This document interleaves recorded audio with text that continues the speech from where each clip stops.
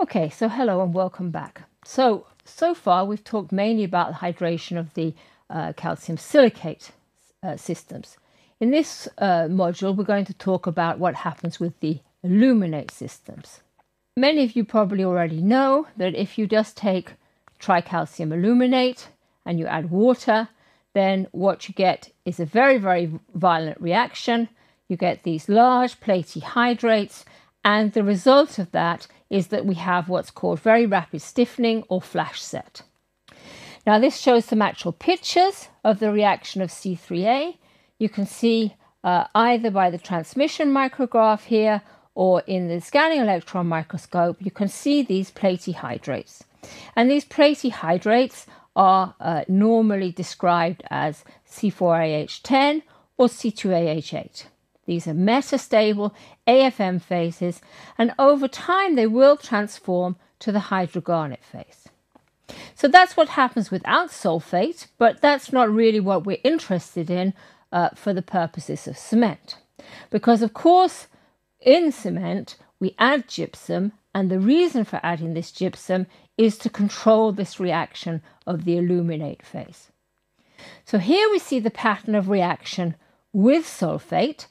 This is an experiment where there was 40% of sulfate for 100% C3A, and that's roughly, or even a bit lower, the same as the sulfate to C3A ratio you'd have in cement, because typical Portland cements contain around 6 to 8% C3A and around 5% gypsum. And here we can see that we have a pattern of reaction where we have a vast initial peak, and then we have this very long period, more than a day, in which there's almost nothing happening, and then we have this second peak here. Okay, so this period in which there's nothing happening is extremely important, because we need to have this period of long period of induction to allow the silicates to react.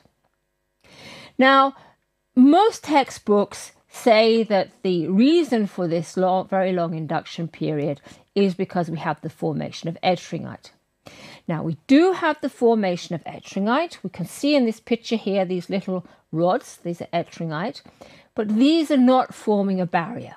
You know, it would be like trying to block water with a dam of spaghetti. The water can infiltrate through the spaces between the rod. So this is not the reason why the reaction slows down.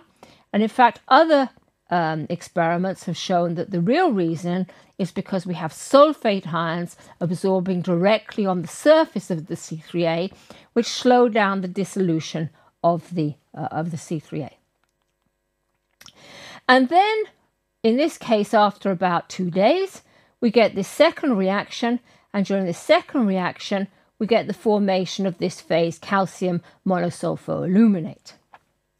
Now, if we look at the chemical equations of these reactions, the formation of ettringite is usually written like this. We have C3A with the gypsum and water, which forms this complicated formula here of ettringite. We discussed a few modules back. But in fact, we should always remember that, like all hydration reactions in cement, the reaction is really going through solution. We have calcium ions, aluminate ions, sulfate ions, and hydroxide ions, which all come together to form this mineral ettringite. And in fact, these calcium ions here don't necessarily come from the aluminate phase. They could come from the C3S, for example. And I really want to stress that, again, a common myth in many textbooks is this idea you can get topochemical formation of ettringite. This is really absolute nonsense, because the crystal structure of this phase is so completely different from what you have in the anhydrous materials. There's absolutely no way this is possible. And then the second reaction here can be described as a reaction of C3A with some of the ettringite already formed to give us this calcium monosulfoaluminate. So we see that for the reaction of C3A to continue, some of the ettringite gets used up, to form monosulfate. But not all the ettringite disappears. So this micrograph down here clearly shows that we still got a lot of ettringite in this space out here, whereas inside this hydrate shell, we've got, see these plates of monosulfoaluminate.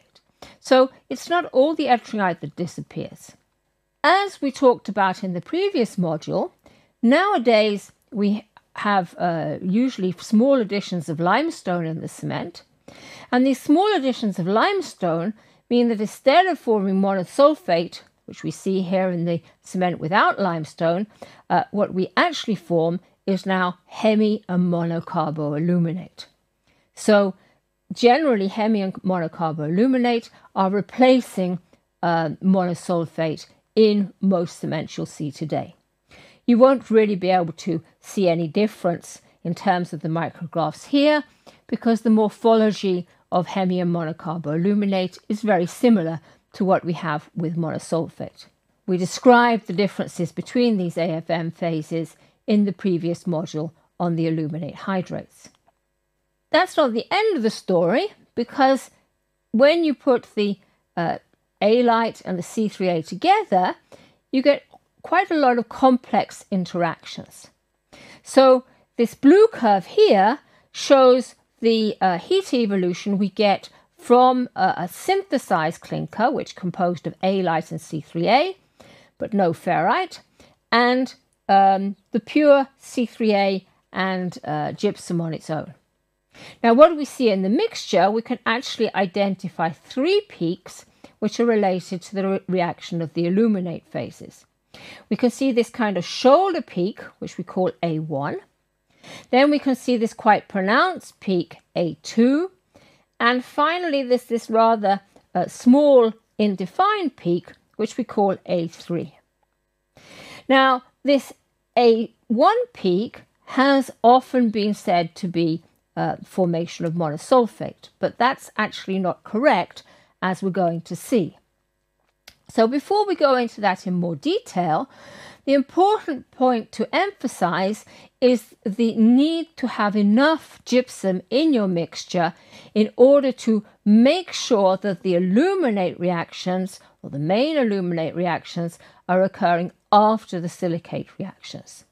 So here we see these same mixtures with progressively larger amounts of gypsum.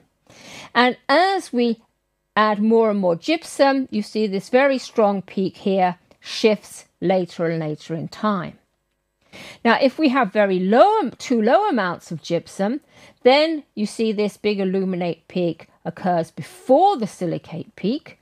And as a consequence, that silicate peak, which was here in the properly sulfated ones, gets shifted to much later ages and it's much lower.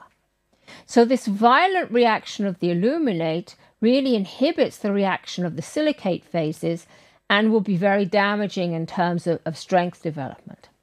So this is very, very important, that we need a proper amount of sulfate to make sure that this main aluminate peak is well after the silicate peak. In this case here, it would be preferable to go for this system here, which is 4.1% gypsum, where you see the large peak is occurring really well after the silicate peak.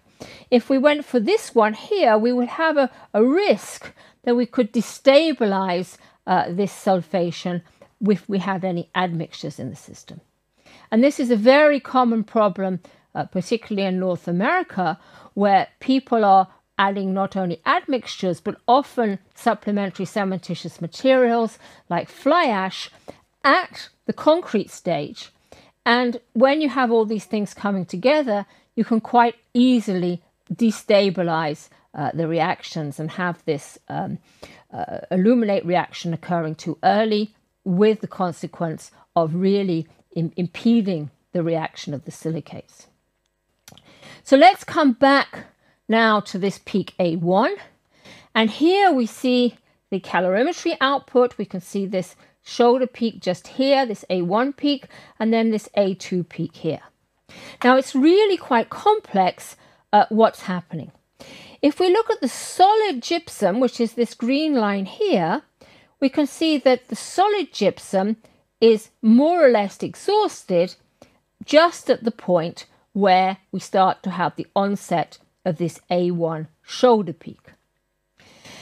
But even though the solid gypsum seems to have been exhausted, we can see that during this A1 peak here, the main solid phase that's forming is in fact still ettringite. You can see here on this yellow curve, the amount of ettringite is continuing to go up.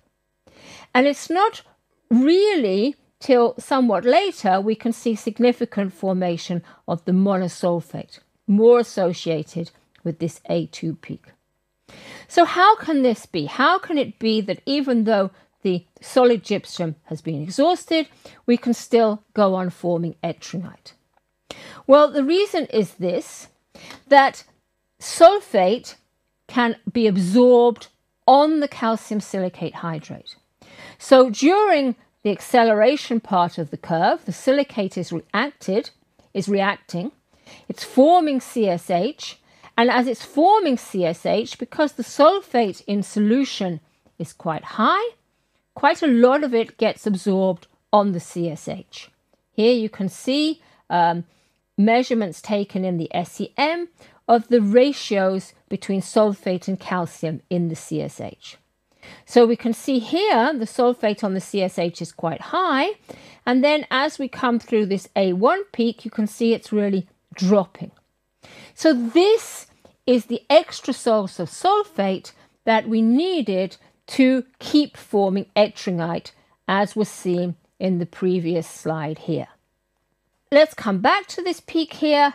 We can now really confirm that this A1 peak is the formation of ettringite, and this A2 peak is the formation of monosulfate. And it's also important to observe that this impact of sulfate being absorbed on the CSH also changes the time of this A2 peak compared to a pure system. So here we see what was happening in a binary mixture of C3A and 40% gypsum. We had this monosulfate peak at about 50 hours. And now in this mixture, where we've got the equivalent of more than 60% of gypsum compared to the C3A, this A2 peak is at only about 25-30 hours. And the reason that it's moved up here is that a lot of the sulfate is lost to the system because it gets absorbed on the CSH. So we've got quite a lot of complex interactions, and you may have noticed I haven't yet said anything about the pK3 because we still don't really know why we have this peak here. It's not really been possible to associate that with any obvious reaction. So what we've seen in this module is then very important that the sulfate present from the addition of gypsum drastically modifies the reaction of the aluminate and the ferrite phases.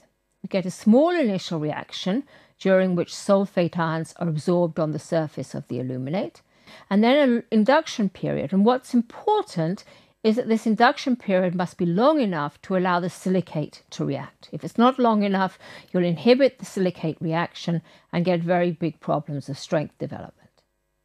And then the solid gypsum is slowly reacting, and when the sulfate in solution is exhausted, you get a second burst of the aluminate reaction, but you're still forming ettringite with sulfate that was previously absorbed on the CSH. And then later, typically after a few days, we form calcium aluminate monosulfate, or more typically hemi or monocarboaluminate when we have a small amount of limestone in the cements. So that was the last module on the reaction kinetics, and then in the final one in this group on hydration, we'll talk about bringing all this together to look at the microstructure formation. Thank you.